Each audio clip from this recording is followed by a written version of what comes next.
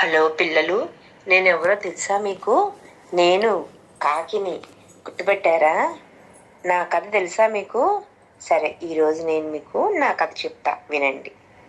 సరేనా? ఒకరోజు నేను ఆహారం కోసం బయలుదేరాను. ఆహారం కోసం బయలుదేరితే అలా ఎగురుకుంటూ వెళ్తున్నాను. చాలా దూరం వెళ్ళాను ఎగురుకుంటూ. ఎక్కడా నాకు ఆహారం దొరకలేదు. సరే, మెల్లగా వెళ్తూ ఉన్నాను.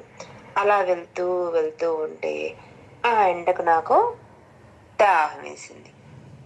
దాహం వేస్తే ముందు ఏం చేద్దాం, దాహం తీర్చుకుందామని నీళ్ళ కోసం అటు ఇటుకు వెతికాను.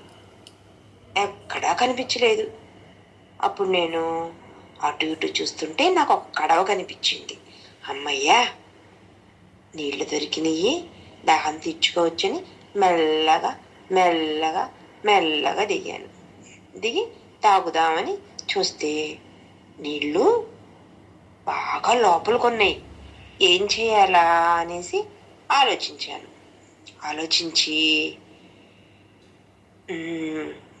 ఏదైనా ఆలోచన చేయాలని ఆలోచిస్తూ ఉంటే నాకు అక్కడ రాళ్ళు కనిపించింది.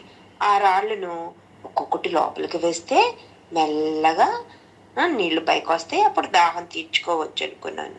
అప్పుడు మెల్లగా ఒక్కొక్క రాయి నేను లోపలికి వేస్తూ పోయాను. అలా లోపలికి వేస్తూ ఉంటే రాళ్ళు నీళ్లు మెల్లమెల్లగా పైకి వచ్చినాయి. ఇప్పుడు నీళ్లు వచ్చినాయి, దాహం తీర్చుకుంటా. అమ్మయ్యా,